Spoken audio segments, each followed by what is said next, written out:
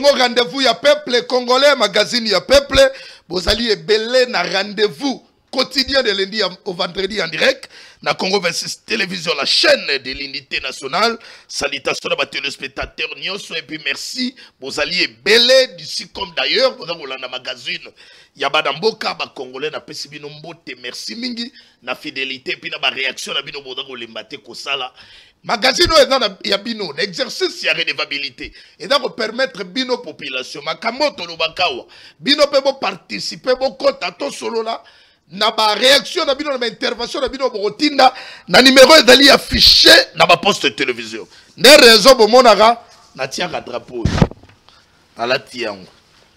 Dali drapeau ya mboka ou ezali kolakisa que nous avons qu'un seul pays autobundela ka le République démocratique du Congo. Merci.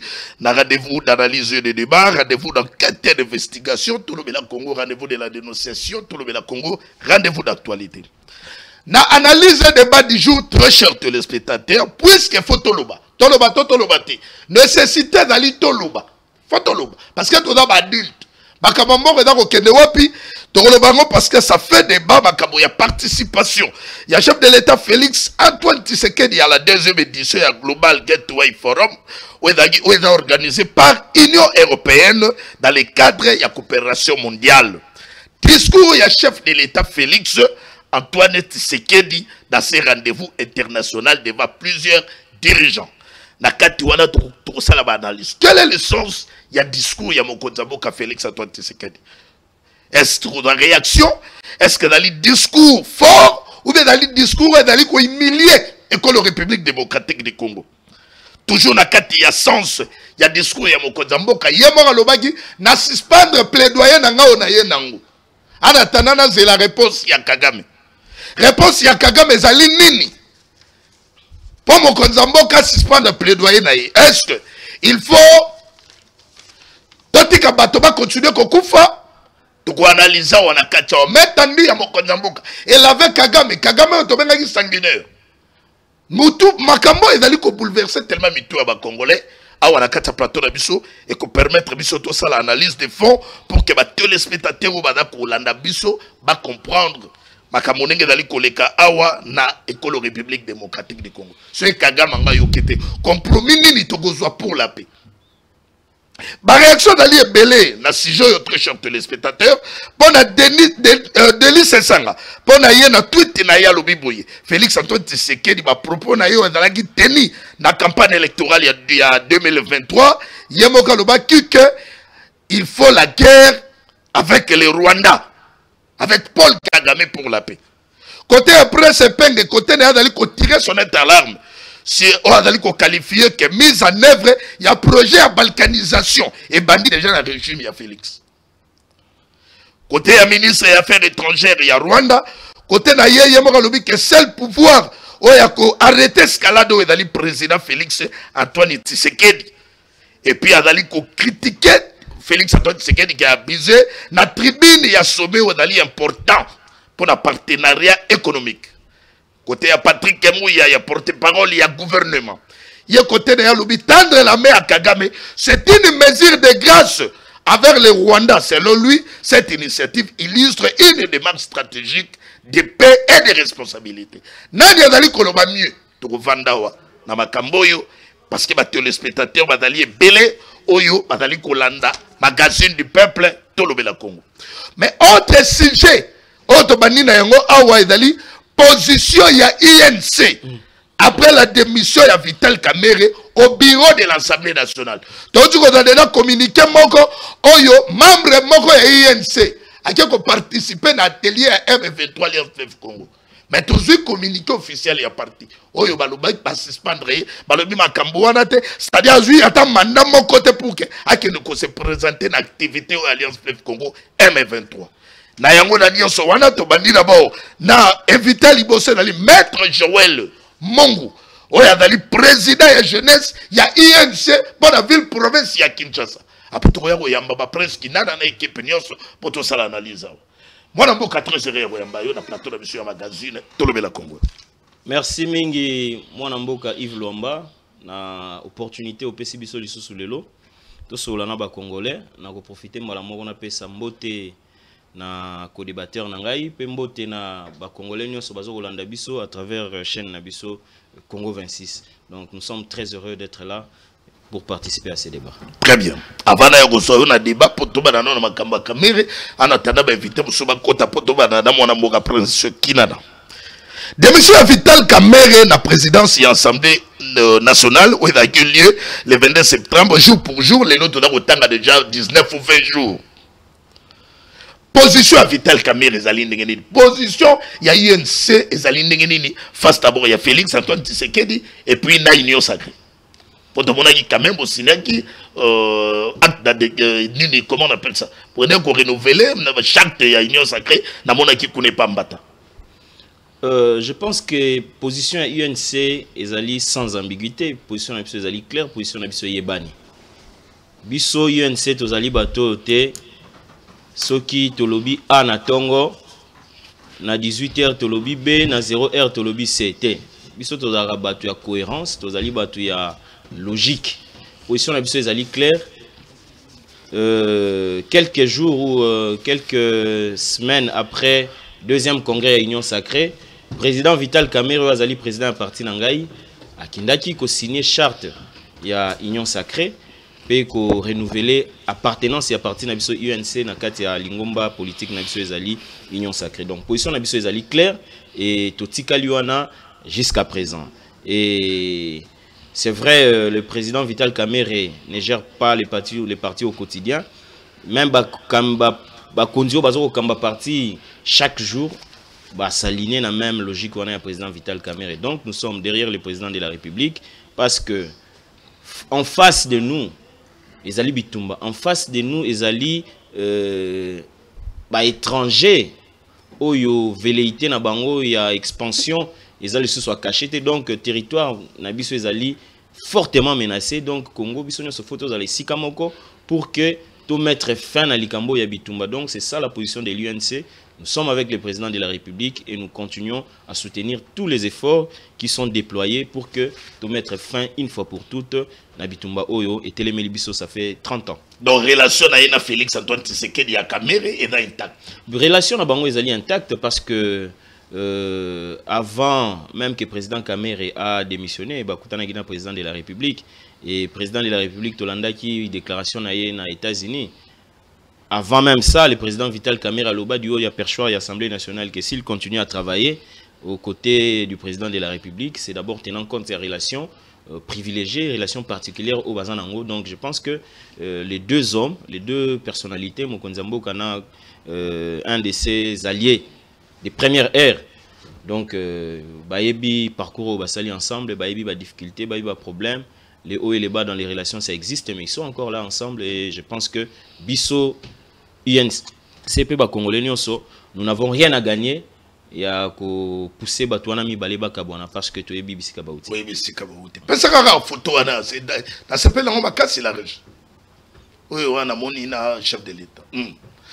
Rôle Nini Oyo Vital Kamerhe, donc rôle politique Nini a d'abord joué au sein de l'Union Sacrée, dans le stade actuel après sa démission, dans Perchoir et l'Assemblée nationale. Au début démission, il y a une autre personnalité, le rôle de Vital Kamerhe. Ils allaient acte moko négligeable, ils allaient décision à mon aîné. Donc après pareil moment, je pense que personnalité politique nyonso a koki se mettre en retrait. Atala, toutiwa pitokomi wa petozo kendo. Je pense que ils allaient moment ya ba déclaration fracassante et président Kamerhe Azali, il observe à la scène politique ndenge zo kende. Azo kotala musala ndenge. Donc avant de na le soda sans fonction de Toloba. Mais biso na UNC batera biso. Comme soda molongo. Bon, waneza maloba na yo. Biso na UNC président Kamerhe ebisaka biso ndenge toye na musala politique boye toye baka à chaque fois que vous avez responsabilité. Donc c'est à partir du moment ya élévation na yo ndé il faut banda ko préparer pe comment au kotika poste on a yango mona président Kamerhe a na difficulté te pour na démissionner pour azaka préparer ayebi que poste à l'état mutu moko botama na yango te. Donc tant aux yango yebake après 6 mois kotika yango après une année kotika yango après 2 ans ato sali na poste à l'état 5 ans 10 ans yebaka kotika yango kaka. Donc c'est dans cet état d'esprit de biso UNC tout ça et la politique. Nous ne faisons pas des questions de poste politique, des questions de vie ou de mort. Donc Kamere exemple Liboso a démissionné en 2009, il démissionné kaka Bitumba ya Rwanda. En 2020 sauf qu'il y a Kitaki na parti au pouvoir à l'époque, Joseph Kabila président de la République. Justement parce que il y a un moment na tunagi est-ce que démission na yo est-ce que agenda caché ça te ezali likambo agenda caché te soki président Kamere lelo alobi ke azasu na union sacrée nazo mona prison ba ocha ete kasi on a tout ni donc les contextes ne sont pas qui naie na mona ki tweet moko sala ki alobi ke et pesi Kamere liberté pour préparer 2023 les qui naie azali Didier Kamere azali adulte azali père de famille azali muto asala musala à vivre indépendamment ya Kamere. Donc s'il a un point de vue à donner, je ne vois pas pourquoi vous allez lier ça directement à la personne de Vital Kamere. Vital Kamere a un parti politique, ce qui a l'obité position à travers la déclaration d'un parti. Et donc, nous ne pouvons pas lier la personne de Didier Kamere et Vital Kamere. Même s'ils portent le même nom, je pense qu'il faut le distinguer entre ces deux personnalités-là. Très bien. Maintenant, lorsque vous avez une succession, il y a un montant pour succéder Vital Kamere dans le bureau et l'Assemblée nationale. Polémique est dans moi, ma casse. Mais d'abord photo à Jean-Baudouin Mayo, c'est important. Malgré nos décisions à partir de, mais néanmoins, est-ce que Jean-Baudouin Mayo mérité dans un profil où il faut succéder Vital Kamere et l'Assemblée nationale? Kouloutou Nabiso, Papa Nabiso, Jean-Baudouin Mayo, honorable Eli Abana Moamba. Je pense que c'est un homme d'expérience. Déjà, à la trentaine, Azali ministre Namboka. Donc, Azali Mouto a assumé sa responsabilité à l'État. Moi, Namouké, ti lelo, Azoroko, Azo servir la population. Donc, je pense que Azali, acteur moko négligeable était, et sur le plan compétence, expérience, il a été VP Miabidje il y a quelques années ici. Donc, s'il pense que Azali intéressé dans le poste, qu'il s'exprime ouvertement. De la même manière, il y a un candidat Moussoussou, ou Monique Azali intéressé dans le poste, qui s'exprime valablement. Et vous vous souviendrez, jour de démission du président Vital Kamere et Alobaki, candidat Nyonso Oyakoya, député va payer ses soutiens. Parce que, cause à la présidente de l'Assemblée nationale, les alliés, chose facilité. Et donc, ceux qui vont continuer à avoir une cacophonie, un désordre, bon.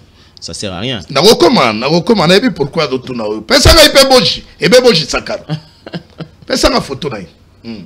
Ebe boji sakara. Azaka na bino na INC ou bien Bokabwana. Bon, Aimé Boji, c'est un membre de l'UNC, un membre de l'UNC jusqu'à présent, na moni acte contraire parce que démission il faut à la tacite, il faut à la claire. Que naza suna UNCT na lengo na moni était opposé acte ndengwana, c'est vrai. Na UNC ba topé ba accusera na makambo belé bilenge mutuna mutu azali na interprétation à quoi pesa na ba faits et gestes ya yoko taka na ba grande réunion mutuna da ko bazana n'importe qui. Vous êtes le président, il y a jeunesse, il y a INC na Kinshasa.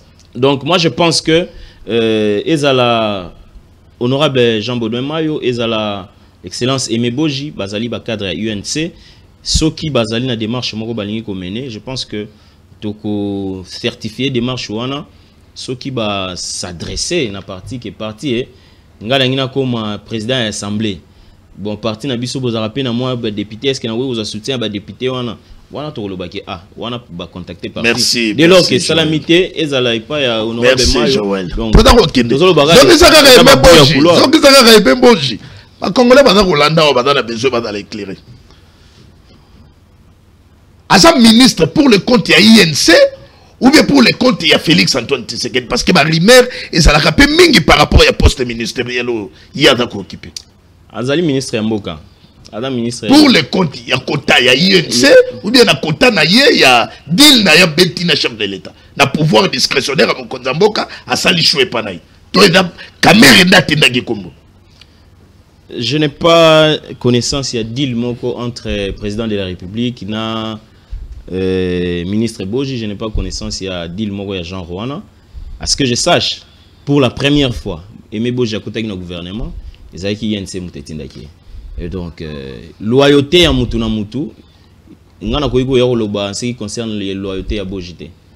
Donc c'est à lui de se déclarer loyal na parti nae ou pas. Parce que en politique adhésion ezaka libre, démission pezaka libre. Donc mutu amoni que mais bon vous permettre un peu botala que mutu yo à venir se dessiner mal, peut-être qu'elle a futur rebelle. Il Vital Kamerhe. Oyebi biso na UNC, on a connu beaucoup de départs hein. On a connu beaucoup la Jean Bertrand Wanga. Ozaki soka zoloba o sentir pena Kabila zolenga.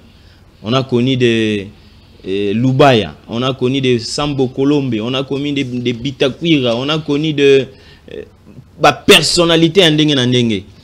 Malgré départ na bango, ça n'a pas empêché à Vital Kamerhe na président Félix Tshisekedi ba gagner l'élection. Donc mutu nyonso akoki kende na UNC. L'âme qui a créé l'UNC va subsister et bateau ba croire na vision à Kamerhe ba kotika croire na été parce qu'une personnalité est partie parce que ba kenda na tangelo ba kombo. Donc biso départ et le belarabiso susu et le moroté. Très bien. Parce que to yebi que UNC ezali parti ezali l'ancrage national. Donc dans le couloir de Gomora tuna yinga nani ministre Kangudia. Asara peut partir, Asara peut départ, Asara peut le. Donc UNC ezali institution. UNC ezali gabloté oyo soki okei li gablo fond de commerce et coité Kamerhe là ba militant bazawana nous allons continuer à vivre. Ce parti va survivre même au-delà de Vital Kamerhe. Voilà, donc des questions et plutôt fongola débat ya nini. Donc lelo nenge daboye Kamerhe na INC boda ko réfléchir te pona muto ko succéder na niveau assemblée nationale. Non, ils allaient débattre parce que muto moko sali sollicitation na UNC azate. Donc muto moko solliciter UNC te que toi accompagner na élection na. Jusque là, réfléchir non. Comme Kamerhe azalaki wana boda pe mo konzamboka yemoka lobi Kamerhe azali partenaire na ye allié na ye. Peut-être que Kamerhe pouvait compter à Botala que bon, ceux qui les longs à zate, n'a pas eu qu'on réfléchir que Moutabo succédé là, et ça la X ou Y. Non, il n'y a pas de succès sans successeur. Ça c'est normal. Mais je pense que question on a un niveau INC non nous évoqué en côté et tout le monde non té candidat moko à télémi à lobby que INC ngai songolo ngai pakala naza candidat na poste de président de l'Assemblée non tout le monde était. Donc nous ne pouvons pas réagir dans le vide. Ceux qui sont candidats Bazali, le moment venu va se prononcer et UNC Total dans quelle mesure qu'on apporter bon soutien parce que tous un problème na mutu à mon côté. Très bien. Ouais. Parlons maintenant de 2023. 2023. 2028 plutôt. Kamerhe sera candidat en 2028 l'élection présidentielle 2028 et dans musique en 2025. Sur la tanga 2026. Mais yo jeunesse bino ne boda pour moi y a pas. S'il vous plaît. Oui. 2026 une année, 2027 2 ans, 2028 3 ans. Pendant que mboka na biso na bitumba, pourquoi biso ba congolais tolingo se focaliser kana makambo ya ba débat personnel. Ngana ko koma, ngana ko zala. Oso nzamba commission te. Biso toza pressé te. Mais toza après.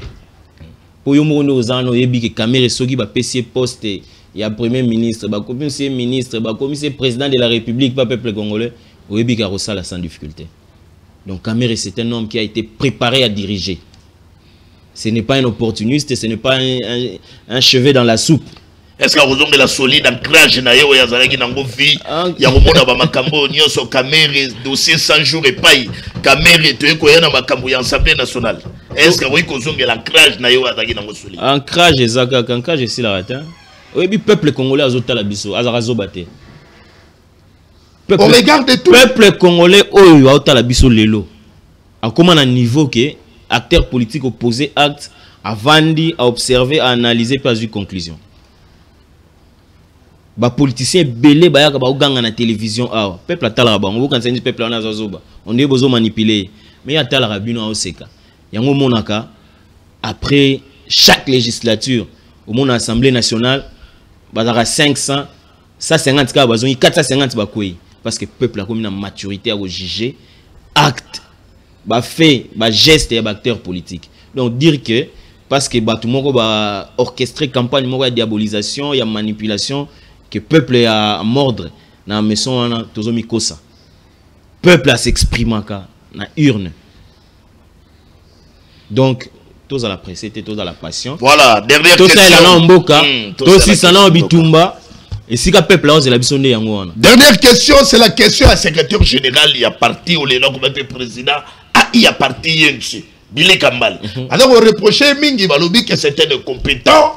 Billy Kambal et Lelo a sa dynamique pour travailler. Et surtout, Kamer et Lelo sont pour vivre. Et ça parce que Billy Kambal n'est pas au point. Il faut que Billy Kambal y a dans la remplacer. Que pensez-vous? Est-ce que vous pouvez dire que INC n'est pas nenge babanda kolobela INC bosaka kato INC lelo comme Billy secrétaire général et président a parti INC a donc ça la régression à régression. Un autre débat sur les individus. Naoto loba INC ezali institution. Secrétaire général Nabiso Liboso Jean-Bertrand Ewanga Akenda. Secrétaire général Yami Balé Jean Baudouin Mayo. Secrétaire général Yami Satou Aimé Boji. Secrétaire général Yami Nei Billy Kambale. Chacun a fait son temps. Et pour déclarer quelqu'un qui a zali incompétent, c'est sur base des faits, des résultats. Billy Kambale a commis secrétaire général juin 2021. Tu travaillais à lobby. Objectif n'a UNC 150 députés. Tu as une élection. Tu vas atteindre 150 députés. Mais tu as 37 ou 39 si je ne m'abuse députés. Tu as deuxième force au sein il y a famille politique de Union sacrée en termes de députés nationaux. Ce qui n'a pas été le cas lors de la gestion à Jean-Bertrand Ewanga, parce que Jean-Bertrand Ewanga a 18 députés. Honorable Jean Baudouin Mayo Azaki na une vingtaine, mais Billy Kambale est incompétent, comme si on a près de 40 députés. Plus de 150 conseillers municipaux, 57 députés provinciaux. Incompétence en gagné. Je pense que au regard il y a un résultat, nous avons une incompétence mon côté. C'est vrai, dans chaque parti politique, il y a un problème parce que les partis politiques ont ici comme un intérêt croisé par les donc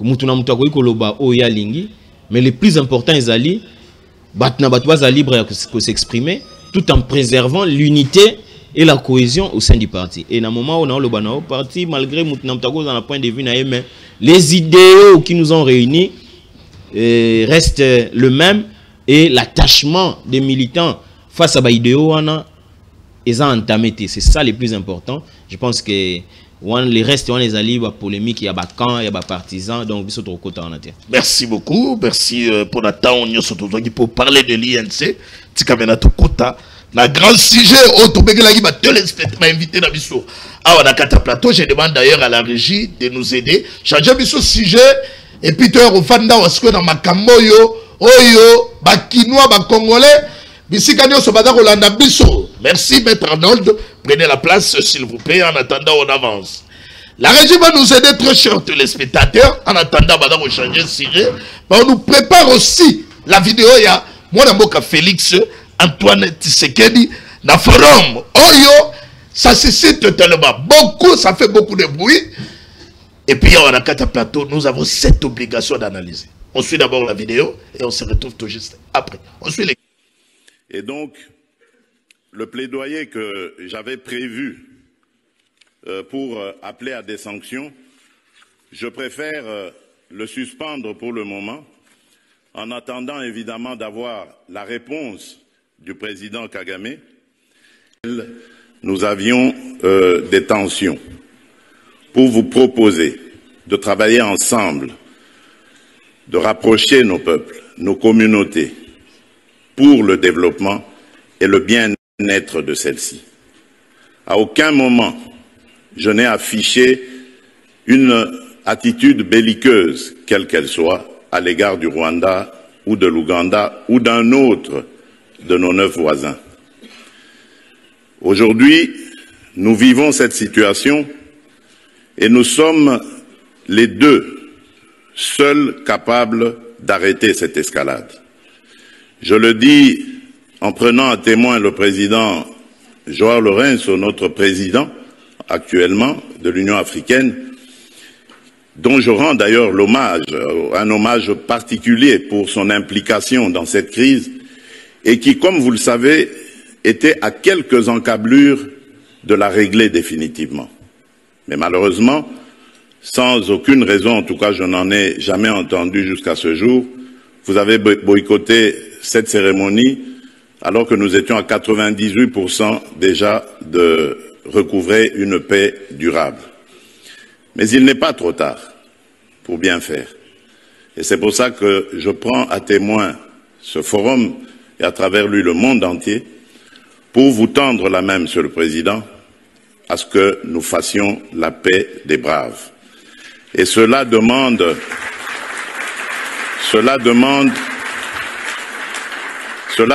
que vous donniez l'ordre aux troupes du M23 qui sont soutenues par votre pays d'arrêter cette escalade qui a fait suffisamment de morts comme ça. Nous les comptons par millions depuis des années. L'histoire nous jugera. Il est temps d'arrêter. Très bien. La régie, vous allez nous aider hein, au Cabo l'émission chef de l'État puis bande commencer la analyse la bangwa on a quatre plateaux. Entre temps les téléspectateurs vous avez la vision. Les numéros est affiché dans vos postes de télévision. Prince Kinana, président ya MND. Très heureux Yambayo, très cher président. Merci beaucoup Ndeko Yves, na pesi bandeko toko kabana plateau Mbote.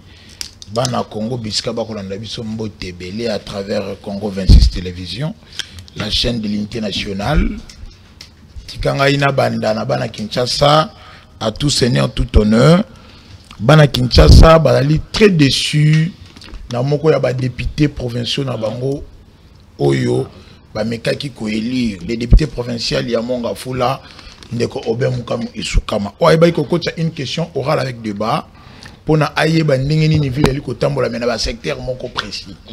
Le gouverneur Daniel Bumba Lubaki Obem Mukamu. OK. Obem Mukamu Isukama. Il y a l'initiateur à question contre le gouverneur. Voilà. OK. Le gouverneur Daniel Bumba respectueux des textes. Ayebika kakola kisabango à travers sa lettre que question oyobotuni lokola eli question qui na ba secteur moko ko senga ba réponse moko techniques et précises. On aurait voulu que ngai gouverneur bobengisa pour une politique générale ya bokamba mi ville. Mais lokola eli ma par exemple etali DGRK. Eli ma etali finance lokola taxe d'embarquement. Eli ma etali zando finance taxe de consommation. Ma etali gestion de patrimoine pour la unité bobengisa qui ministre ya finance. Déjà, DGRK n'a peut-être ministre des Affaires foncières et urbanisme et habitat. Parce qu'on a compris que, puisqu'au moment où contre-performance, la ville a fait des performances sous Daniel Bumba Lubaki. Je repère cet exemple. Na DGRK avant Bumba Lubaki, il y a 135 000 ACGT. Je donne des chiffres, je vais joindre ces investigations. Mais tant que Daniel Bumba aïe, na minute autour DGRK a 600 000 ACGT enregistrés dans la machine. 600 000 ACGT. Avant Bumba, la DGRK a mobilisé 5 millions de dollars, 20 000. Mais aujourd'hui, la DGRK a une capacité mobilisatrice de 14 milliards de francs congolais, de l'équivalent presque de 7 millions de dollars. Est-ce que vous avez une contre-performance? Il y a une taxe, il y a GoPass. Invitez soit DGRK, soit invité Bandeko, ministre de la Finance, je vais vous expliquer. Kinshasa, cette taxe-là, aujourd'hui, Daniel Bumba Lubaki a une démarche à résilier le contrat dans la Robank. La Robank n'aide pas l'État congolais. Yo voyage à Randeko Yves. Okendo Sombi GoPass. Bakomi Kombo na yote. C'est-à-dire que les agents de l'aéroport peuvent s'organiser aussi car GoPass yo Sombi. Batekeli le président ya Ligue des Jeunes ya YNC maître Joël Avandia. To batekeli Arnaud Bombolo. C'est-à-dire que la ville est en train de perdre. Likambo ya taxe ya consommation. C'est connu malgré que contrat wana ya Zando ndeko Gentili Ngobila kendaka na mon assemblée provinciale était pour débat. Mais la taxe de consommation a été nantie sous Gentili Ngobila pour la construction à Zando. Tant que Sojema a yé pour qu'à la banque qui Zando, à quel côté Fambon on a Sophie Bank, avec condition que ville ya Kinshasa va nantir taxe na bango. Mais pour avoir de telles réponses, pour qu'il n'est pas ministre de la Finance. Bon, maintenant, Yoka président Kidana. Pourquoi pas le gouverneur a même mis ma ministre na Yeye Morokuna par rapport comme il a interpellé devant ma député pour qu'il y ait même un moyen de défense soit à lieu et place, il y a pour boycotter interpellation. Il n'a pas boycotté à Lingaki parce que au moins le chef de l'État par la vision de Lobaki, tu as fondé un État de droit. Tout État de droit est assis sur des principes, des règles, des textes. Il a rappelé que le texte établi. Mais le lieu comme le acharnement. Depuis que nous avons là, tu l'as dit à la chaîne de la place, qu'on est le gouverneur. On a une motion de défiance, une motion de censure. Quand tu penses que motion est recevable. Le problème c'est quoi? Le gouverneur a voulu rappeler le texte. Il va partir. Parce que il faut éclairer Bakino, mais bon, ça c'est Moussala double. Pourquoi? Il s'apprête bientôt là qu'il de défendre le projet et dit budgétaire. Calamité a montré que beaucoup mieux que c'est Batour pendant il n'y a pas de crise et ici je félicite et je salue la sagesse. Il y a conseil spécial en matière de sécurité à Tata Monzaïko, le conseiller spécial, le professeur Eberan Kajimir. Au moni, l'instabilité institutionnelle. Ils ont la carrière président aux adultes. Donc, donc, conseiller spécial, il y a chef de l'État en matière de sécurité. Mais Abengi, bon, oh là là. Mais il y a une crise institutionnelle, avocat Bali na plateau, et impact à fonctionnement, il y a État dans le secteur rebelle. Aujourd'hui, on peut parler d'une crise à l'Assemblée nationale. Avec Chilumba, il y a se comporter comme la le VPM de l'intérieur, il à Genève. Pour question qui ne représentait Président Kinana. Ça fait partie de la sécurité de l'État. Kinshasa est le chef des institutions. Merci, président. Congo central. Congo central, Congo, tu as la ligne Congo. Mais vous allez retrouver que Congo, va machette, pour le positionnement de Batou. Ici, je vais demander aux élus de Kinshasa, Bakinois, Balina satisfait site, il y a Moussala Daniel Bomba Kosala. Le programme Kinshasa Zobonga est comme on en a Ndingali. Vous pouvez tout dire que le gouvernement central est continue dans mon solo. Mais il y a aussi des routes où le gouvernement provincial est financier. Attends, le gouvernement central est continue dans mon solo. Mais quand on a un cadre, il y a budget d'investissement. Kinshasa à lui seul participe à près de 25% du budget national. Merci. Donc c'est de plein droits que le gouvernement central a zongi c'est la biche. Merci président. Ça fait partie aussi d'un matériel qu'on implémente. Kinana, Bakinois, Congolais, c'est là-bas yokayo na makambo chef de l'État. Merci côté de ton donc c'est-à-dire que to sengi na yi député Obé Moukano Sukama a commis Salikambote comme si il commis Bissoua na yena Daniel Bumba. Il a fait son travail, il y a représentant la population, c'est là-bas, il va passer ma réponse. Mais comme conseil, Mbalaya Sima, député, il faut quitter les vacances parlementaires, il faut quitter la régie, les services publics, le ministère pour que vous ayez des informations. Merci. Merci, merci, mon amboka. Presse Kinana. Voilà. Tu dois mettre Arnold de Bombolo. Très rapidement, il y a un début. Après le temps, on va rapidement dans le sujet. Très sérieux, mettre Arnold Bombolo pour le compte et Alliance pour le changement. Merci beaucoup, mon amboka Yves Lomba. Nandenge obenginga po eto kokabola na bai Kongomani à travers micro de Makanisi. Tikana pesa bande ko to partager na bangombo plateau mbote plus particulièrement président Kinana. Merci. Azali moto parmi les rares réunions sacrées oyo ba réfléchisaka. Mais na kamwe ndenge nini lelo aye pour qu'il y ait kolobela ma fonctionnement et assemblée provinciale na gouvernement. Et puis, ndeko assemble un peu qu'on y ait certains principes. Il y a régionalisme constitutionnel au bisoto zanango. Vous avez vu que le régionalisme constitutionnel de Yves, c'est l'antichambre du fédéralisme. Ce côté la constitution, même la loi portant les libres fondamentaux. Oui. Normalement, oui. Dans ce côté, pendant la biscuit n'a été, mais n'a pas pour na makambo ce côté la fonctionnement de l'Assemblée provinciale. Oui, pourquoi? Parce que Nazali na ouvrage Moko Kalamingité d'ici décembre janvier, on a publié sur les assemblées provinciales. Donc, ils ont étude d'une longue recherche, qu'on a matérialisé par des écrits. Et qu'on a publié, je crois, au mois de janvier, si pas décembre 2025, janvier 2026. Dans l'obéla plus, il y a fonctionnement, il y a l'Assemblée provinciale. Vous avez vu que depuis 2006, après référendum, mais Salama qui le 5 décembre 2005, auto-votaki constitution, biso moko tondima qui était doté la province na biso na autonomie de gestion. Autonomie à gestion et puis autonomie financière, autonomie administrative et politique. yango na ba autonomie biso to pesa ka na ba assemblée provinciale. Ba assemblée provinciale fonctionnement na yango ndeko, l'assemblée provinciale n'a pas de tutelle. Contrairement à ndenge bato bakansa ke ministre ya intérieur nazali tutelle de l'assemblée provinciale, non. Le ministre de l'Intérieur a tutelle de l'Assemblée provinciale. Non, ils ont une décision politique et illégale. Pourquoi? Parce que dans le Canabiso, il y a plus politique liboso que science.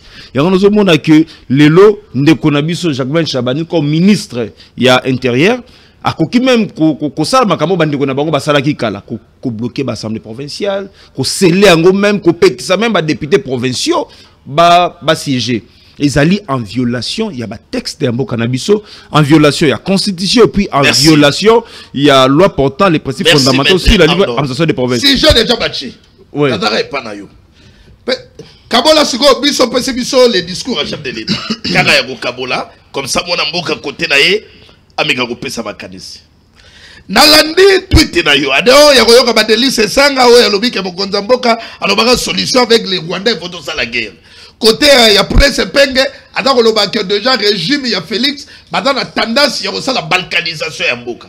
Côté ya Rwanda côté na bango kuto tolani ministre des affaires étrangères na bango alobi motoko ki kokata escalade au niveau c'est Félix Antoine Tshisekedi et puis côté na bango a critiqué comment s'abuser na tribune ya sommet est importante pour un partenariat économique. Dans l'année pays, côté na yo lobby, chef de l'État a humilié Congo. Ba humilié Congo na nini mwana mboka. Yango wana motuna batuni yao. Est-ce que c'est une approche stratégique ou c'est une humiliation? D'accord, on a 3 minutes, tu as la montre pour te faire un découpé côté na yo. La montre, ndeko Yves. OK.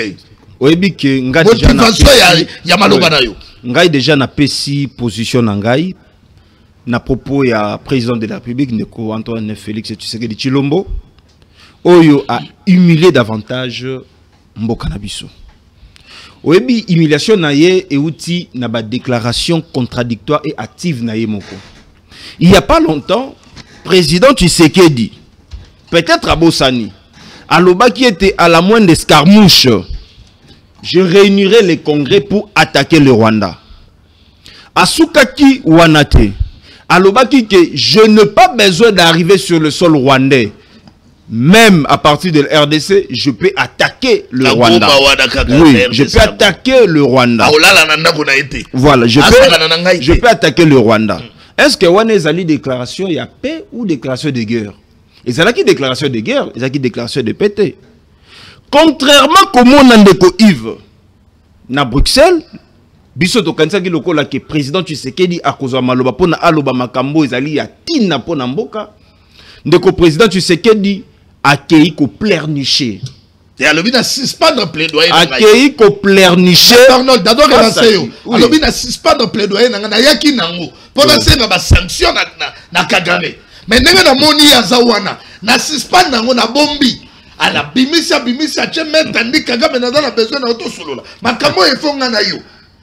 Et puis, à l'objet, na suspendre plaidoyer, c'est la réponse à Kagame Nassou. Ma beza autre. Ndeko Yves, Nazakoya. Oyebi ke ko pleurnicher Ndeko Joseph Kabila face à Kagame, Ndeko Tshisekedi face à Kagame, pour Nangai constitue la haute trahison. Ndeko Tshisekedi mérite une poursuite judiciaire. Oyebi que la RDC a besoin d'un leader fort et intelligent à la taille de sa superficie.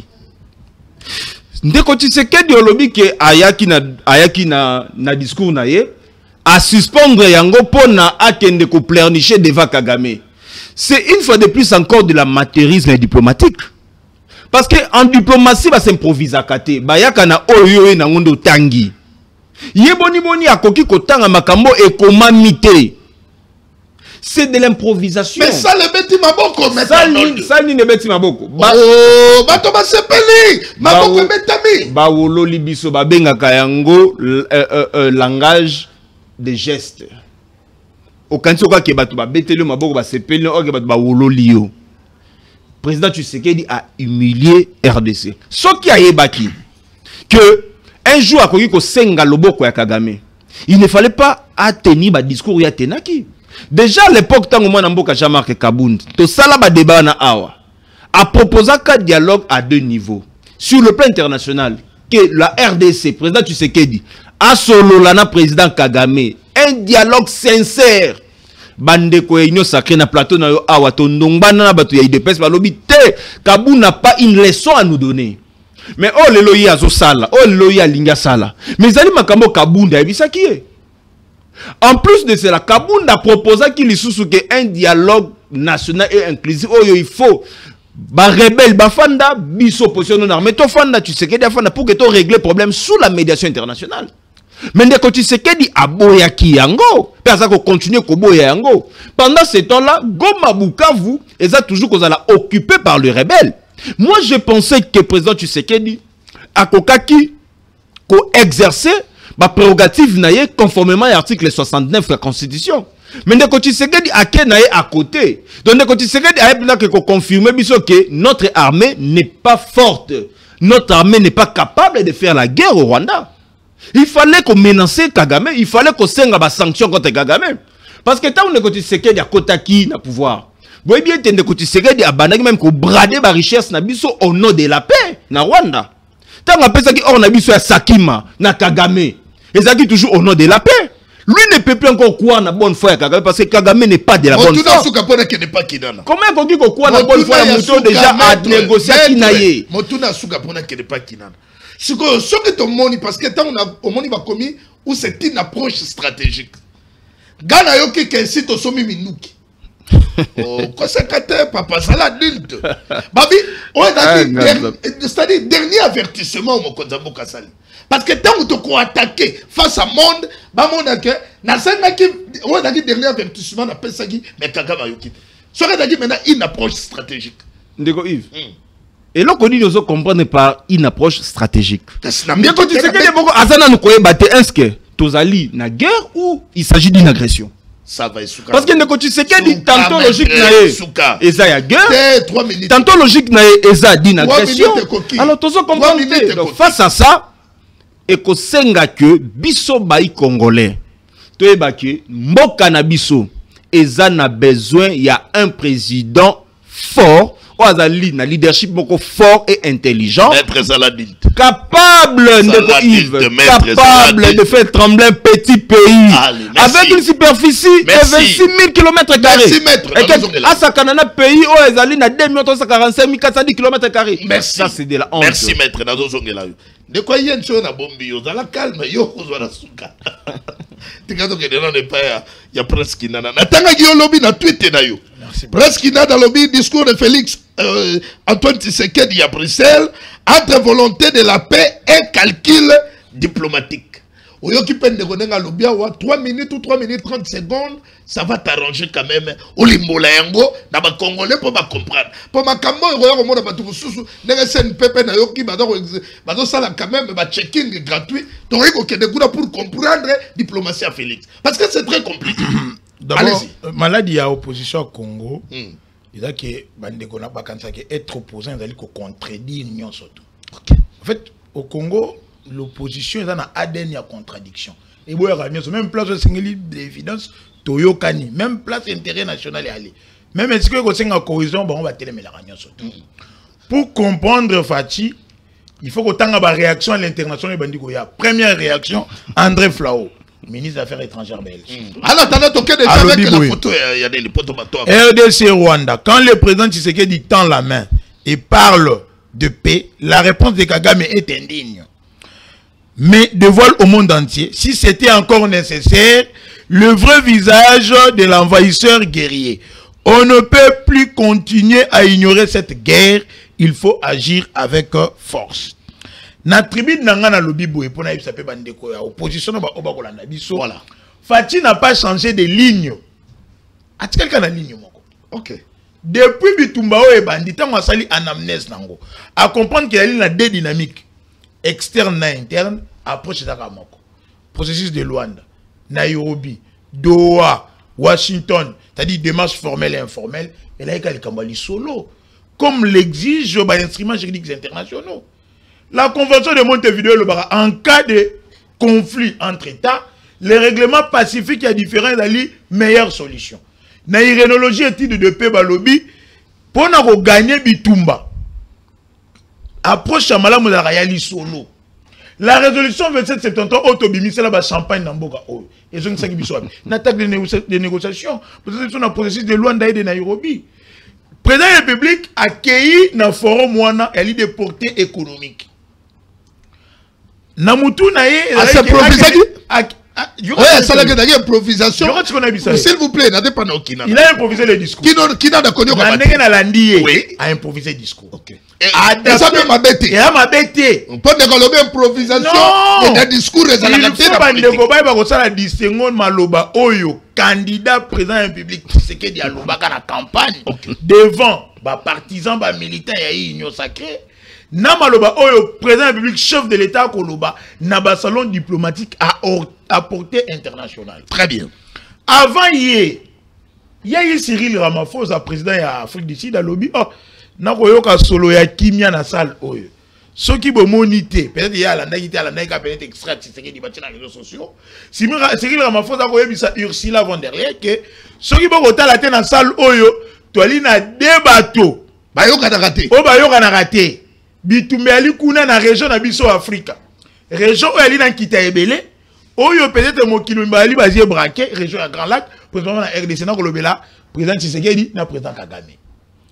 Kagame tangu azui parle pas c'est Kagame qui avait parlé avant Fachi. OK. Donc biloko bazotia ya Kagame wana que net à répondre hier Kagame alobaki avant Fachi. Wa lobeli makamba baba ordre bato ba pesa avant Fachi yango bolmoni que ba réponse na bango vidéo ko mona na te et bimika na réseaux sociaux. Très bien. Kagame tango akeloba na licho alobi a toye makambo ma solo ya makambo etali économie ba opportunité et autres to benda ba mosolo pour na to investir.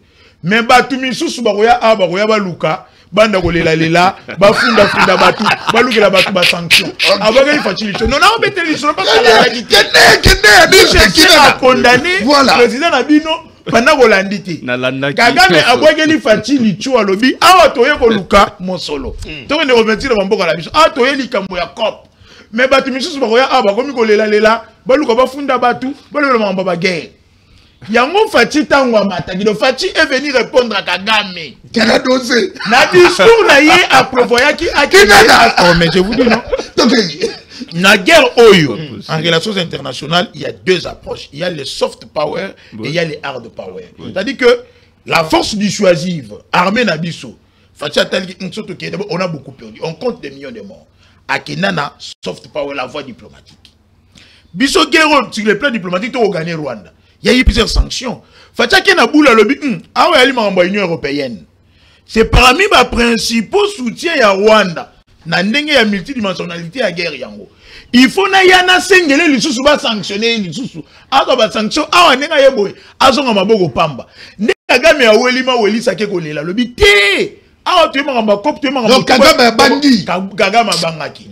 Yango moni fatita ngazui parole à lobby. Na yaki na sengelo ba sanction. C'est cela nga na kobengango, c'est une approche stratégique et diplomatique. Très bien. Na yaki na sengelo ba sanction. Mais loko la moni yo, na ko sengo ka eloko moko. Ndima to sala kimia, ndima to sala des escalades.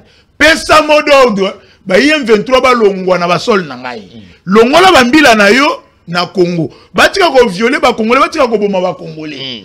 Na discours ya Fachi pour comprendre en que il a d'abord exposé Kagame. Asimbise na touché. Avant kende wana président Yoka. On a vu qu'on a kende bien. Mais on décortique on a kende. Mais côté moko ba Congolais ba leli ba lobi que depuis que tu as comme président na na tikala ko lakisa attitude belliqueuse mon côté vis-à-vis ya Kagame. Mais batutu balobi à la moindre escarmouche batutu balobi makamunyo surtout à lobaona abenga Kagame oya benga ye sanguinaire. Est-ce que wana ezali attitude te photo différencier yango boni to ko sangisa mais question mi baleka ko peuple bada retour. Pardon na bakisa mona boka kinana. Na ko bakisa le timing et da problème. D'accord. Na chef de l'État Félix Antoine Tshisekedi o ba congolais bada ko boma biso. O ba territoire na biso est occupé. Na Kagame nani oyo akokai na koloba na muninga ke Tous on a besoin de solo la poto luka kimia. Et ça biso to on négocier la position de force et de faiblesse. Kagame dans la position de force. Comment analysez-vous discours ya Mokonzi Mboka face à Kagame? Et ça discours moko il y a force. Pourquoi? Na art de la guerre. C'est na ba élément na lobby wana. Na élément na koya na art de la guerre des fois il faut qu'on ça l'assemblée dans la faible temps on a fort. Qu'on ça l'assemblée dans la fort temps on a faible pour gagner. Biso to da fort. Biso sur le plan diplomatique na minute RDC c'est fort. OK. Mais la terrain na théâtre il y a opération tout à faible parce que au moment que armée na biso repliaka biso to ko sibir ba perte ba investisseur ba kuna ba natif ya Grand Kivu. Soko tali ndeko Vital Kamerhe to ndeko Bati Lukwebo ce sont des gens où ba perdre en termes ya bateau va perdre en termes ya investissement ba Congolais belé. Ce qu'on met tandi na ya Mokonzi Mboka. Met tandi ya Mokonzi Mboka. Position de faiblesse. Et la position ya force na tribune wana na ndena betelo l'histoire. OK. C'est-à-dire que à piéger Kagame soit tondimi et mokili emoni qui est dans la pena yo mutaka na sima ba M23 mago wanga naka atatu na doa ministre no ayaki. Soit au boy, mon qui lui a montré que yonde peno alikai na oko na guerre continue ba Congolais ba kufa aussi isolé diplomatiquement. Dans les deux camps, Tshisekedi a été gagnant. Très bien. Si on likambo ya attitude belliqueuse, bon, c'est-à-dire que il a un comportement agressif, maloba mabe. La RDC, ton président Tshisekedi, comportement belliqueux na yewana. Président et là, il n'est jamais passé à l'acte. OK. Je suis à la télévision, peut-être ce sont des informations sécuritaires au photo mais il peut être internet, référence. Beaucoup d'attentes internet, Beta Institut de recherche de paix irénologique de Stockholm. Congo Temtekomi. Stockholm, tu crois c'est quel pays? C'est la Suède. Bah, le but depuis Congo est Congo. Président Liboso a Tchembongo est belé l'armée. Et là, Tshisekedi. Président Liboso a Somi Mandou qui est belé. Et là, Tshisekedi. Moi, go matin, on a perdu près de quoi, 70 ou 80 tonnes. Il y a armement. Au moment où il faut que go me go ya te. Et là, il y a des gens qui ont la sadé que non, en d'autres, on a matos fait faire des salagis nango. C'est-à-dire que malgré Bamarambo Anda Koloba, il n'a jamais attaqué le Rwanda. Ata soda moko FARDC à côté na Rwanda bakanje bo ata na photo ni tout monde ba Rwandais. Même ba FDLR au Kagame abata makana simana yango. Ba FDLR ba bomaka na Rwanda, c'est au Congo qui attitude doit un comportement mais pas l'acte. Ils allaient acter et puis c'était une réponse, une réaction à l'action ba provocation à Kagame. Mais de yemoko Fatiboy. Dites-nous, quand est-ce que les FARDC va attaquer Ata Nangambu ya frontière na niveau ya Goma na la corniche? Et tu as la console maté. Ils attaquent Bango, ils ont la Ouganda, ils ont la Rwanda.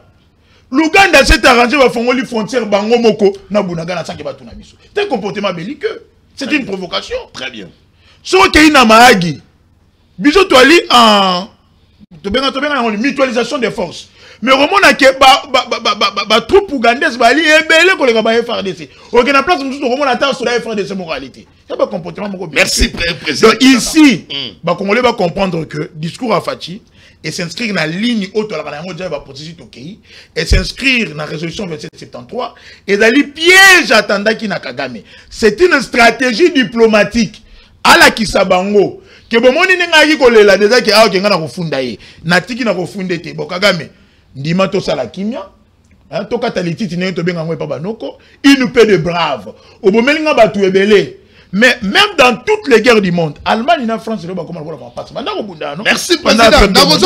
Aujourd'hui ils ont fait la paix. Donc dire que le discours de Fachi est une humiliation pour le Congo, elle dit qu'on méconnaître bah mécanisme de diplomatie et marsaka et puis il y a qu'on méconnaître. Merci président. Merci président. C'est une fierté pour la mais la maille na mboka on peut si mécanicien adulte on a réfléchir pour la mboka là ngana ko ya ko zongelo ka da mutuno na ko ya réponse ya Kagame au Félix Abane kozela a pas pesi yango ba pesite tozela quand et puis compromis ni to kozwa na okazu réponse to moni ya ministre des affaires étrangères et engagé Rwanda comme réponse to bane kozela avant moi na moka Félix Antoine Tshisekedi atanga plaidoyer na ko sengela Rwanda basantu na kozongela wo il faut notamment quelque part c'est kana pas ndeko ya INC moi na moka maître Joël Mongu président jeunesse ya INC caméra mona makambo caméra Yaka bandeko ba babila soki maloba au chef de l'état lobi ezalaki Vital Kamerhe.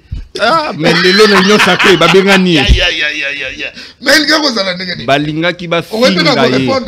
On serait dans Kamerhe. Amoni Sikoyo était président de l'Assemblée nationale. Amoni Sikoyo Kagame. Alors oui, maloba au chef de l'état loba. Je pense que Batu Oyo Bayaka ko critiquer to ko finga Vital Kamerhe chaque fois à prendre sa position face à une question ou une autre. Je pense que Zali Batu Oyo sur le plan démocratique nous ba qualité parce que démocratie est Zali pe diversité d'opinion est Zali opposition té. Très bien. Président de la République Azali Mokonzi ya Mboka, Azali Mokonzi ya Union Sacrée, akoyi kozana point de vue, mais Vital Kamerhe pe Azali libre pe kozana point de vue contraire. Wana yiko le bateke ba komi opposé dans une même famille politique. To le baratoza ba démocrate, mais na kati na biso makila ya démocratie faut ba minganga ba bakisa moi perfusion muke. Moi doza muke ya démocratie faut bakisa la biso. Parce que dans un débat, on a A, yo lobi B, mais il faut tous en avoir bonne foi de chaque côté à comprendre que Vital Kamerhe, en 2022, à Kenagi na tourné à Mani, a proposé Masolo. Yo ko ya proposition on a mais ala na force mentale ya ko dénicher et loko malamu ezali na proposition à Vital Kamerhe o bakisa o pe ya yo malamu pour que to ba kozwa solution. Dès lors que tu as toujours une mauvaise foi, Moninga a fait une proposition, a fait une mécanisme. Yo, il y a une contre-proposition, yo, qui a ma finga, tu vas avancer. Donc, Vital Kamerhe Azali, un expérimenté politique, lorsqu'il fait une proposition, c'est tenant compte, il y a des paramètres ébélés, internes et tout comme externes. Parce que Lelo, Naholobate, que Mokonzambo a rejoindre Vital Kamerhe, parce que déjà, tant au président Félix Azubokonzi, en 2019, sur le plan diplomatique, il avait exprimé un fort souci, il y a ouverture. Il y a un moment,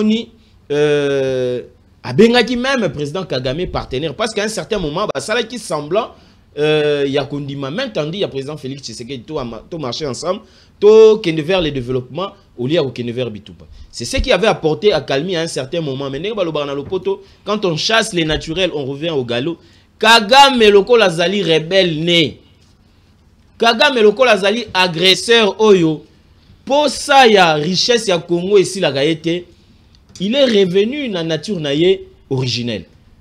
Donc, awa, président de la République, tant qu'il y a un sommet, il y a lobby na Belgique. Je pense que tant que vous fustiger improvisation, oui, un bon orateur doit tenir compte, il y a auditoire. Au cas où il y a un discours moussoussou, mais si on écoute température, il y a auditoire, tu peux improviser, changer pour que vous captez auditoire. Aujourd'hui, Paul Kagame, contrairement à Obatouazo Lobake, à répondre au président Félix, lui c'était hier ayaki na logique andimagité que président Félix Tshisekedi a repanza bordi n'a panza ilobi. Donc hier ayaki na ba plainte na comme d'habitude que néocolonialisme pas mindele toye cop makamba ko pesa biso ba injonction ezalité hier ayaki na logique mususu. Mais président Félix Tshisekedi lokola bisika neso akendaka na souci à population na ye akendaka na esprit naïe vers les Congolais au bazo Koufa, il ramène les dossiers de la guerre sur un terrain économique. Et ce que Talinenge, dirigeant du monde de l'Union européenne, qui a particulièrement l'Union européenne de recevoir déclaration du président Félix Tshisekedi, vous comprendrez que la RDC a gagné quelque chose. Il y a forum one. Parce que économique, justement, on a fait d'une pierre deux coups. Okay. Sur le plan diplomatique, on a fait avancer la cause. Il y a un beau cannabis sur le plan sécuritaire et sur le plan économique. Nous avons signé un partenariat avec l'Union européenne. Donc, président Félix Tshisekedi, avec 180 millions d'euros. Président Félix Tshisekedi, en faisant d'une pierre deux coups, à commettre erreur politique. Au contraire, à faire gagner quelque chose dans la population. Donc, pour revenir sur quoi on a discours, je pense que le président Félix a été suffisamment clair. Pour ce que tu as les réactions, il y a un ministre des Affaires étrangères, il y a Rwanda, avec Olobake, bango dans un problème, au contraire, le problème est pas le président Félix pour aboyi ko signer des accords économiques. Aboyi ko signer accord économique. Justement, parmi les conditions préalables, il fallait qu'il remplir des deux côtés pour que tu aies une ratification de l'accord économique, il fallait qu'il sorti départ, il y a des troupes rwandaises du sol congolais. Ce qui n'a pas encore été fait. Donc, dès lors que notre communauté, c'est tout à fait normal que le président Félix Tshisekedi mette un frein pour que le Rwanda s'exécute à récupérer les militaires. Le reste est business, tout ça, là, Sima. Pas apprécié pourquoi? Pourquoi pas apprécié? Bon, maintenant, Yokasko Motuna Nangaï. Motuna Liboso Dali, puisque la 4 union sacrée, on s'attaquait à Vital Kamerhe par rapport à votre discours. Quand vous avez dit discours, il y a Mokonzamboka dans cette tribune. Est-ce que l'autre dit que Mokonzamboka a sali rétropédalage ou bien Mokonzamboka a commis coincé dans ma démarche diplomatique et dans mon botamboumate, il y a un comité na point, il y a qu'au tendre la main na Kagame. Le terrain diplomatique est allé terrain à Bitumba. Chef a commis coincé? Non, je vais y arriver. Terrain diplomatique est allé terrain à Bitumba. Ne pensons pas que tant que biso RDC doit réfléchir, tant que Félix Tshisekedi doit réfléchir, ne pensons pas que Rwanda balali va croiser maboko. Ba ngope bazoko travailler. D'où biso phototikala vigilant. Mais pour que parce que nous balobara dans le poto, une diplomatie qui n'est pas accompagnée de la force militaire, et allez être musique sans instrument. Yango wana biso RDC. Nous avons l'obligation il y a qu'à continuer à travailler sur notre armée. Président de la jeunesse, c'est dans lobby boy. Félix Antoine Tshisekedi a commis coincé dans la démarche, c'est-à-dire que nous avons déjà suspend la discussion. Est-ce que les chefs de l'État ont commis coincé dans la démarche? Non, Ezali Likambo Rosala coincé.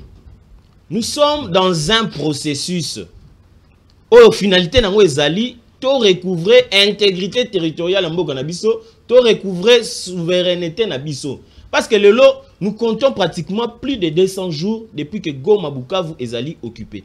Et dans cette dynamique où on est en recherche, il y a paix. Toutes les voies où il faut concourir pour que tu aies un objectif, on a attention à paix, tu peux utiliser un mot. Merci. Tant que le président a improvisé le discours. A improvisé, il utilise toutes les manettes à sa disposition. Non. Improvisation, on a Ezali en tant qu'orateur, au commis dans un auditoire, au monique Awa. Et d'héroïne.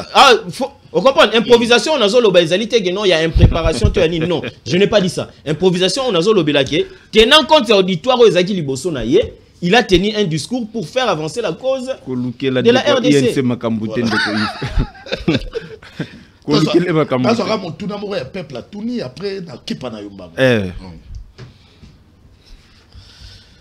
Bonjour, moi, Nambo Katolo Bela Congo. Tout le monde Kinana. A monité que contradiction oyo catholique à Salaki contre la condamnation de Kabila. N'est-ce pas que catholique avait raison que solution à Makamboyo et au Utana Congo. Comme Batunio, une minute, Kagoleki. D'abord, il faut. On a un catholique, non? Oui, on a un très bien. D'ailleurs, on a conseillé qui Bango P.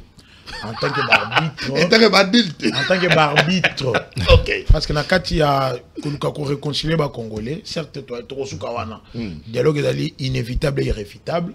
En tant que barbitre, il ne faut pas faire sa tendance qui va pour monter mon robot et donner. Les Camboya condamnation, Joseph Kabila, Bissoban, ce n'était pas nécessaire. Parce que, d'abord, Kabila, au Bolobi Kalimo contre AFC 123. Mais le gouvernement congolais, tu as discuté dans AFC 123 dans Doha, tu as dit que c'était une perte de temps parce qu'à tout moment, il y a AFC 123 qui condamnation. C'est de l'argent perdu, c'était un procès qui a profité aux avocats. Mais, awana marambo tata mondeko la lobby a li contradiction té. Parce que Congolais n'y ont surtout ayebi qu'aucune rébellion. Et qu'il y a sans base arrière. Bah, M23 AFC, bah, là-bas, Congolais ou pas, c'est prouvé et prouvable avec des vidéos. Mundela documentaire, on a un rapport que Zali Rwanda mouta soutenu à Kabango depuis.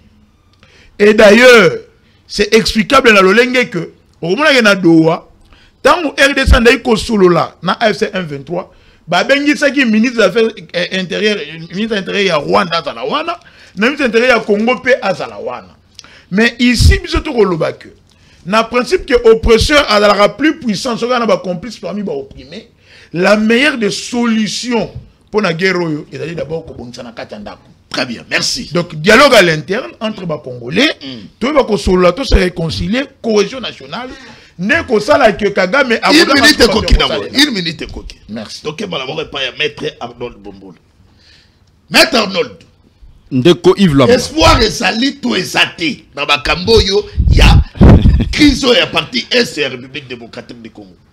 Ndeko Yves, tikana nous nae ba ko rebondir. Oui, na oyo bandeko ba lobby. Ya liboso oui, na bandina nous na ndeko kinana. Oui, ce qui to sali attention te. Ndeko kinana kozala na ba trace ya Mende. Ah bon? Oui, Mende c'est un bon orateur. Maître Saladin Tiko. Na lobby bien. Ndeko nanga kinana. Azozala na ba trace ya Mende. Il est le seul qui a fait communication au chef de l'État les contenus. Mais dans les mensonges. Pourquoi dans le même pays contenu? C'est ça aussi l'intelligence à Moutou. Donc nous avons dit qu'il y a même logique avec le porte-parole du gouvernement. Pour la grande époque, que Mouya les gars. Azakou tout mieux que Mouya. Oh ya lobby c'est mieux que Mouya. Nazoya. A lobby ya liboso lobby que non. Kagame azwaki maloba liboso ya président Tshisekedi. Alors, ce qui penda Kagame azwaki maloba liboso, oui, y'a mon lobby. Comme azwaki maloba liboso ya président Tshisekedi. Opportunité zala ki nini président Tshisekedi aya ko répondre motoyo azwaki maloba liboso ne o attaquer. OK. Opportunité za ki nini? Élément. Face à Mouto attaqué yo. Yo faut attaquer. La réciprocité veut ça. Okay. Mais président Tshisekedi Kagame a attaqué Bisso. Mais il y a le but que non, je suis homme de paix. Zéla, maître, Zéla. Autant une question, n'a pas nango. Une très bonne question. C'est voilà même te mène à 30 secondes. Toquez rapidement. Une très bonne question. Voilà même des réaction. On comprend qu'à la ninga malam. Moi la mende. Kagame alelaki. Président Tshisekedi ayeko kopese siko eyano ale piégeant. Voilà. Kagame bangaki. Okitene na loba. Kagame lobi atoye cop. Luka mosolo poto kende ko. Mais batu misusu ba ya aba ko mako loba otegero nini. Tshisekedi lobi bon. Na yaki kutu na sengelo ba sanction. Mais na dossier ngo na ko mi yebela ki na dossier. Alors yaka siko to somme. Très bien. A piéger yi. Tosombi. Ozomona tangu na zolo. Alors on y a bien. Alors on y a ngote. C'était même na Tshisekedi. Yako na zolo ba ke. Il faut quand même Tshisekedi à récompenser parce qu'il est le seul bandat au bandat au plateau na journal Lelo. Na makambo discours Tshisekedi ameka kopesa contenu na makambo Tshisekedi a lobby pas défendre ngo asala lokola keza ya solo pe or qui a tapé à côté. Donc Kagame azoki déjà maloba liboso. Or Tshisekedi boke eloko ebonga ki asala ebonga ki a attaquer Kagame. Attaquer Kagame. Kagame mdaleli avant de quoi. Non, Kagame a l'élité. Oui, mais quelle est la différence de Tshisekedi da Kagame? Kagame situation oyo ya mboka na biso a préparé yango plus de 30 ans passés. Tandis que le président Tshisekedi ndeko ye yensa lobi anini. Président Tshisekedi tango akotaki na 2019 et le quoi liboso salaki na lobaki yango pe embrassaki Kagame. Oui, donc yamboli na ba yango na lobi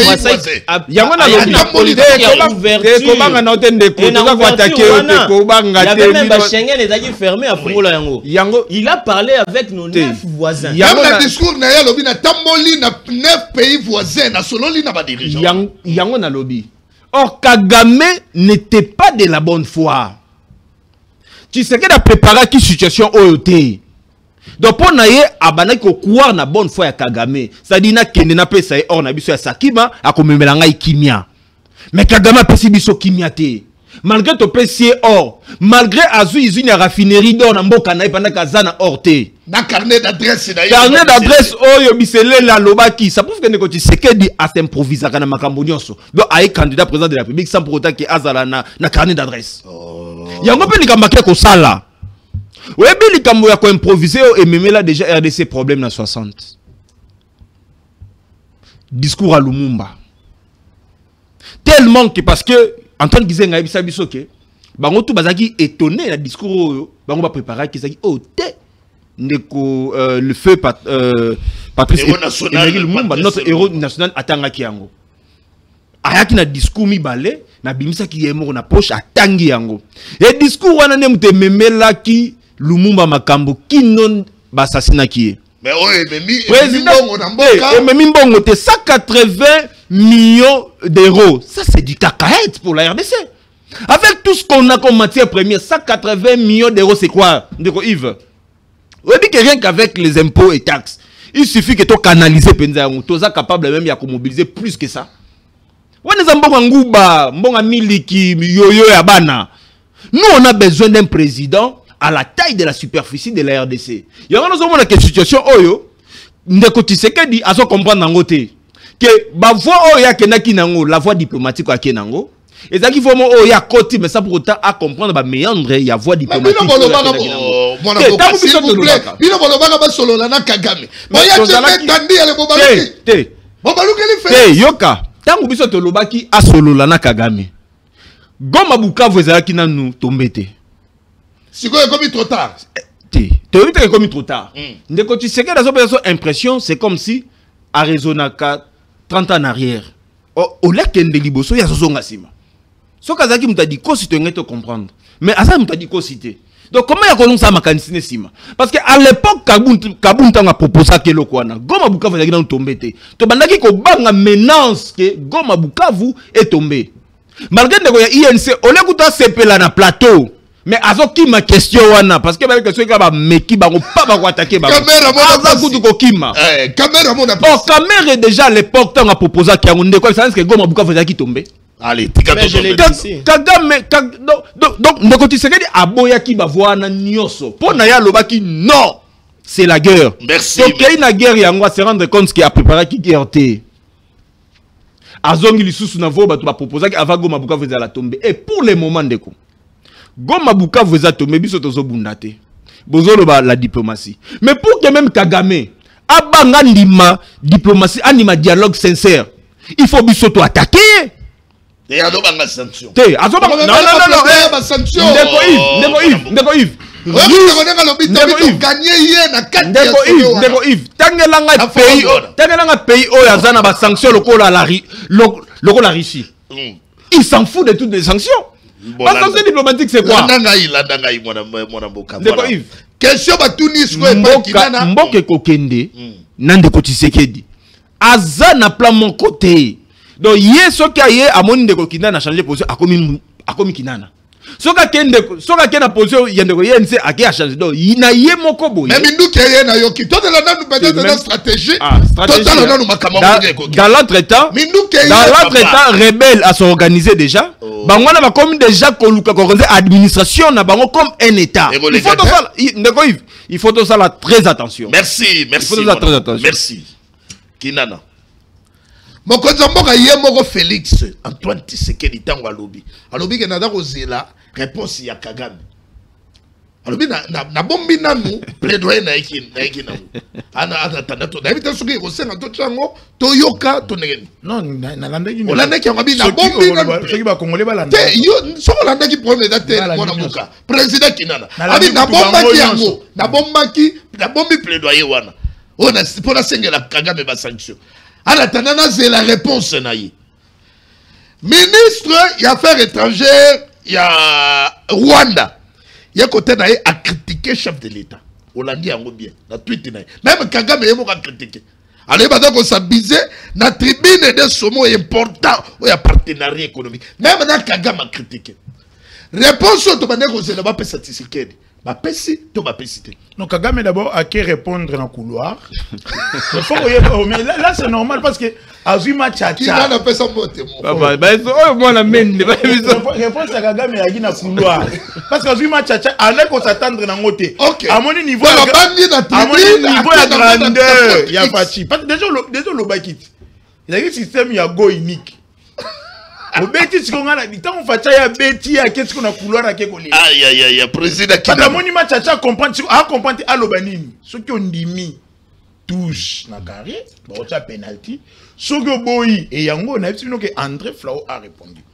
Awanga na liko déplorer hypocrisie du gouvernement na biso. Ni premier ministre ni Mama Kayikwamba ba sauter dans occasion oté. C'est une occasion en or et sengaki qu'on contacter l'ambassadeur accrédité dans Mboka Nabiso, qu'on contacter le ministre des Affaires étrangères dans Mboka Bapaya, surtout Mboka où déjà sanctionné Rwanda, Allemagne, Suisse, Canada, États-Unis, il fallait qu'on benga Bomoni, Boyoki Affaires ministre de lobby, c'est-à-dire qu'il fallait renforcer position. Donc dans la réponse, Boyoki réponse. Biso to yena kimia, mais yoka réponse au Mboka. Si ko yo ngana kamwe, butu mo bimba ya lobby. Donc à part Mouyaya. Ministre de la communication, les gars de la ministre de la bouger. Affaires étrangères, à communiquer ma bé. Bocha 3 ministres. Bango 3 gouttes pour le bel côté. Et on remonte que il faut qu'on puisse rabattre. Oh, il faut battre la image à Mouyaya. En compagnie Angola, Régis. Il fallait en principe réponse au Kagame. Il fallait la réponse contre réponse. Oui. C'est-à-dire que au lieu Mouyaya de répondre, il y a une réponse à Patrick Mouyaya à ramener que au moni marambu ya mboka et c'est très tard dans les réseaux sociaux parce que on va tomber dans le sentiment. Ce que j'aime avec Fachi c'est que à tout qui bango à bimisi bango siko na débat na poisa ba bimi boye et puis bango ba komi ko ba s'accrocher il y aura réponse oh ba menace ya invasion à Kinshasa ko la en face du monde que FRDC sa côté qui na Kigali zate oh ba menace à bombardement oh te ba insulte contre Kinshasa oh te soutien au FDL boye bisangai. Bah l'exception t'as un Rwandais moko ba viola na FDLR. Ah ça t'es. Ndonga, au moins ni muto di conscio ministre Rwanda wa sakana na biso. Chez nous nos mamans sont violées même bana ya 4 ans ba ko violer bango. To ko perdre ba généraux na mboka oh. Lui s'abuse parce que na téléphone na Twitter. Mais ba opposant ba ko critiquer bino. Ba opposant nyonso ba telemeli bino mwana mboka. Na makambo yo. À part que na moni vient na yo mafa. Yango moni ngai na appréciation. À lobby à travers un peigne. Parce que pas pour le compte de l'amour. À lobby na compte de Congo. Oui. Na appréciation président Martin Fayulu parce qu'il a le nationalisme en lui. Il a compris la portée, la grandeur du discours à Fachi et à comprendre déjà réponse à Kigali. Ndekolangai. Donc réponse à Kigali. Il y a ça tout la même cohérent non. Na Congo bo connaît Fachi mais na Rwanda ba aller la monde que discours est soupi bango. C'est contradictoire. Maintenant, il y a bien attend mon moto ya koloba ye ministre du Kosho ya Rwanda koloba ono Fachi a désarmé ba wazalendo. Est-ce qu'il y a évité que ba wazalendo ba li ba congolais ou ba s'approprier article 63 de la constitution. Oh ba mabele na bango ba to ba ye constitution na biso lobby au moins bitumba na so comme les Kinshasa biso tout. C'est ce que dit la constitution. Nous avons un droit et un devoir sacré de défendre l'État. Très bien. Face à une menace sur l'agression extérieure. Président il fallait que nos bâtis Kagaba Rwandais, viola Rabande Konabango, Babo Maka, Bapia Rabba Cimenterie, Baby Cimenterie, de Kobat, Lukwebo, Baby Saba, Marambo Bele, et puis Totika Bango. Bango Yibana Bangombe. Bakena na ferme ya Bati Lukwebo, Babotolo Bangombe, Bakena Bango Rwanda. Merci, mon ami. Il fallait que Bati Bango. Ici, l'opposition doit comprendre que, et le Rwanda Robenga comédie politique, c'était une gifle que Fachi a donnée à Kagame. Na mis sur le président tout. Na talent Fachi a sisi discours. Cyril Ramaphosa président Sud-Afrique a télémé à Betty Mabo. Parce que yémouta liboso. Ayoki na salle betati. Yémouta luki marambo. Mais Mouya yaga kazo bunda. Ko pesa Mouya ya te mona mboka. Ko discours comme boy. C'était le président Cyril Ramaphosa. Yémouta précédent qui Kagame a précédent qui Fachi Koloba. Na koyoka solo ya kimia na salo. Batu baseki. Mouyaya, sincère félicitations. Vous êtes le seul. En tout cas, ceux qui lobby, on les gars qui t'aiment, et toi, Congolais face à Makamboyo. Peut-être n'évitez comment les Congolais à la bouleverser dans Makamboyo. Je les félicite. Vous êtes le seul. Pour amener Ngaï Kinana. Et puis, naïe quoi appuyer les sous na n'engin expliquer pas congolais. Je pense que la réponse naïe a pétagé. Na on a pénonté ça on ndeko. J'accepte. C'est pour défendre la République. La vérité c'est dans ça. Merci. Mais congolais ne doivent comprendre que ce qui est fati a betaki ma bé. Mais les Kagame a. Merci mon Mboka Kinana. Voilà. La kepa président de quoi il y a INC. Maître Joël Mongo. Yekuta zobanga. Mais il y a lobby réponse. Oui, mais là on a s'appelé na Kinana éclair. Alors bien ok. Réponse il y a oyo Kagame pesi na mboka na ye na Rwanda. Na ministre na ye oyo ba dikoswa. Ministre na ye oyo ba pesi réponse. Et donc là qui s'agit que manque il y a volonté. Dans la mauvaise foi. Bah s'exposer. Kagame a toujours de bonne foi, de mauvaise foi. Kagame n'est pas de bonne foi. Bango ba pesi réponse na bango ba dans la mauvaise foi. En conclusion, compromis ni tokozwa pour la crise ya est. Voilà boka. Na seki tango ndeko nanga lobi ke Caméra lobaka to dialogue. Bon yewana bon konzaboka te mettre ami devant tout le monde. Il faut que tu bo CP là. Ici eza makambo ya maboko. Eza makambo pe ya kobeta maboko te. Parce que mokonza mboka ndenga zawana azali libre ya kozwa une proposition to ya kozwa yango te. Mais moi je pense proposition à président Vital Kamerhe bato ba bimisa ki yango na contexte na yango.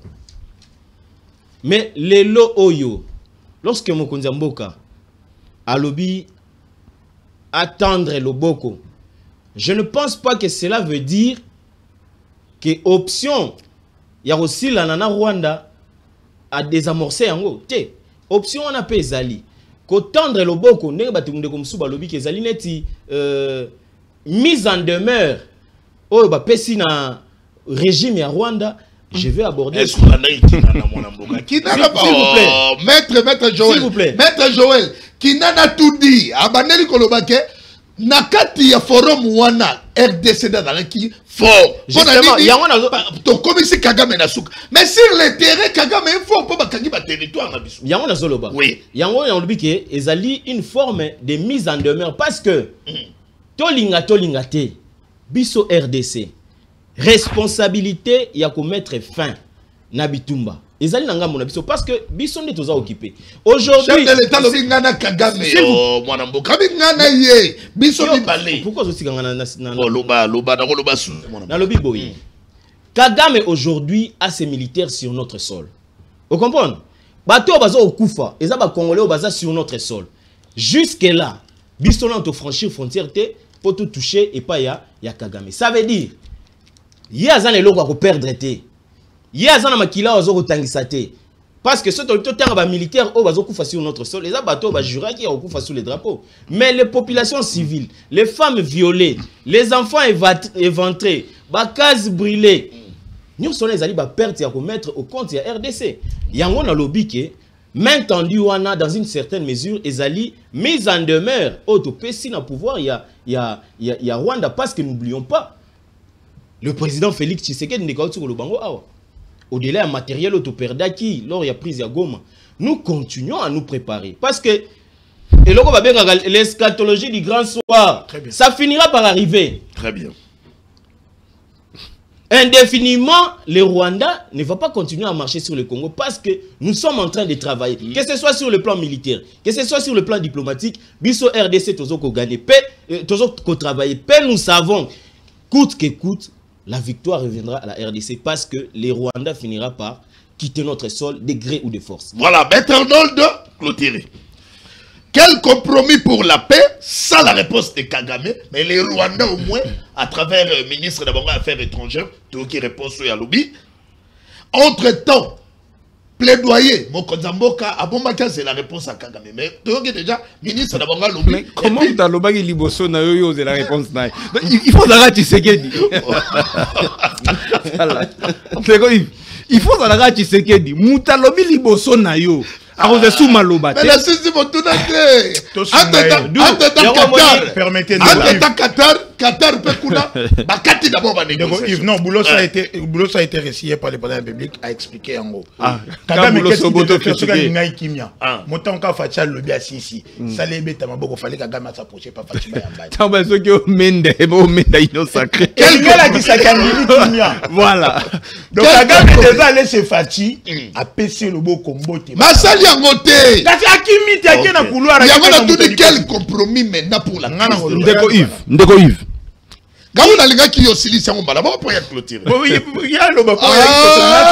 Je prends la parole. Ah oui, la RDC doit continuer la pression sur le plan diplomatique. Il faut qu'on continue à isoler Rwanda. Ça, c'est de 1. De 2, il faut renforcer la capacité militaire à travers la formation, à travers l'armement. Il faut les lots pour réveiller conscience collective dans Mboka. Congolais doivent comprendre ce que donc, nous sommes des nagas pour passer une réponse à ma vie. Parce que tout le monde dit que Munguna ligne sous Kimiate. Maman banda kala wana toze la gani. Mais et qui va approcher na guerre ba merci président. Oh bunana muningo bimisi gauche, il faut droite. Il faut pas biso to bundina Rwanda te. Biso to bundina Rwanda te. Rwanda a giflé biso tozo koka kozong sa giflé wana te. Biso tozo bundana Rwanda te ndeko. Qui veut la paix prépare la guerre. Et là, on a dit de Bongaka Sala Tango Kota qui na 2019. Et Zala qui préparé la guerre. Tolo bela lelo temps présent. Yango na zoloba. Mais passé rattraper bisote. Passé tu sais qu'il y a 2019. Il rattraper biso. Bino pe boyi na proposition il faut dialoguer. Yango na lobby na stade actuel. Yango to lobby. Na stade actuel à travers ministre affaires. Non oui, na stade actuel. Ndeko Yves. Et là il faut to salaire mutuya. Et ça d'abord qu'organiser un dialogue national et inclusif entre Congolais. D'abord, mais l'unité de la RDC peut faire peur à Kagame. Nazo pe ça exemple ndeko Yves. Na Kabila nakati. Nazo mais na Kabila nakati ko. Nanga pe nakati. Nanga nakati. Bango tu nakati mais ndeko Tshisekedi. Ba Wilingoma. Ndeko Tshisekedi ntabenga M23 na Kinshasa non? Après Kinshasa balongo bazongeli mindu kiti. Et bon so za accord na ba basala ki pour que ba kanzembo kabiso to yebande. Bon so to sali dialogue Kagame ko luka mutu sute. Tete ndeko Yves. Oyebi soki to suis exemple il y a 2001 2002 na mboka na biso. Okomona ki RDC et loko et ça la kaketo résoudre ba problème na biso makasi 1 ezala d'abord dialogue. Toza la capacité wana. Et Kabila da condamné. Te ezaba aventure oyo ndeko Tshisekedi na régime ne baza ko sala. Tango biso toza ko pekisa bazobenga biso ba pro Kabila. Ngai kutu na lobaki ba caméra na bundele ba bikeno na kamera mais oh na caméra. Programme sur Congo 26 télévision. Toto Libido Botondi. Merci.